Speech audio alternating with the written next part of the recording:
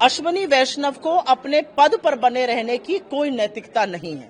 असलियत यह है कि कोई और होता तो बहुत पहले इस्तीफा दे दिया होता, लेकिन जैसे मास्टर वैसे वो, जैसे ऊपर के आका 63 सीट हारने के बाद मोदी जी चिपके हुए हैं अपनी सीट से, तो वो कैसे इस्तीफा दे देंगे। अश्विनी वैष्णव जी की नाक के नीचे बालासोर का कांड हुआ, इतना बड़ा हादसा हुआ, 300 लोगों की जान चली गई। अब फिर ये हुआ, ठीक 1 साल पहले हुआ था। 1 साल में अश्विनी वैष्णव ने रेल को सुरक्षित करने के लिए, रेल यात्रियों के मन से आशंका को हटाने के लिए क्या काम किया।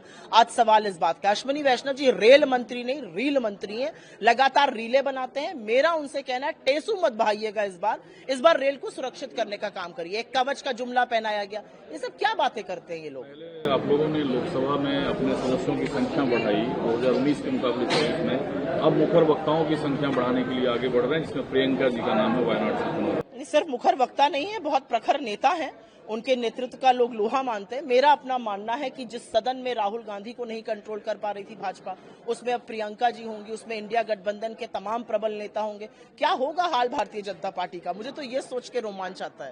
एलन मस्क का ट्वीट, जिसपे ईवीएम पर सवाल भारत में गहराते जा रहे हैं और महाराष्ट्र से कुछ ऐसे सबूत सामने आए जो इंडिया गठबंधन को फिर से ईवीएम पर सवाल खड़ा करने का एक वाजिब मौका दिया। हम फिर से नहीं कर रहे हैं, हमने ये ठान लिया है कि ईवीएम पर चर्चा अपने निष्कर्ष तक पहुंचनी चाहिए। एक डिसाइसिव डिबेट होना चाहिए, डिस्कशन होना चाहिए, हर चीज का पहलू देखते हो, क्योंकि लोकतंत्र में अगर एक व्यक्ति को भी संशय है अपने वोट पर, उस संशय को दूर करना हम सबका काम है। मेरा अपना मानना है कि इंडिया गठबंधन इसको अपने अंतिम परिणाम तक लेकर जाएगा। जो सुनने में आ रहा है महाराष्ट्र से, वो बहुत व्यथित करने वाला है। रिलेटिव का फोन, उस पर वो ईसी से कनेक्टेड है। ये क्या हो रहा है? क्या लोकतंत्र इस तरह से चलेगा? 48 वोट से महज आप जीत जाते हैं। इस इलेक्शन को कैंसिल करके सबसे पहले री इलेक्शन कराना चाहिए। सरकार में भले ही एनडीए है, लेकिन मामला 50-50 का है, कमोवेश।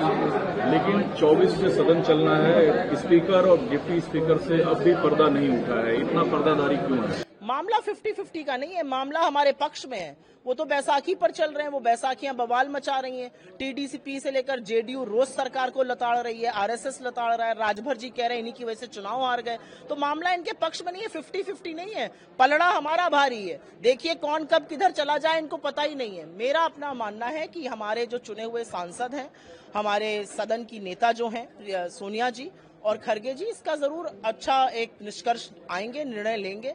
लेकिन मैं ये बात दावे के साथ कह सकती हूँ कि इस बार लोकसभा में या राज्यसभा में वो तानाशाही नहीं होगी जो हमने पिछली बार देखी थी। 14 मिनट राहुल जी बोले और 11 मिनट स्पीकर को दिखाया जाए, अब वो नहीं हो सकता है। अब वो बदलना होगा, क्योंकि लोकसभा या सदन गरिमा से, मर्यादा से चलेगा, तानाशाही से नहीं चलेगा।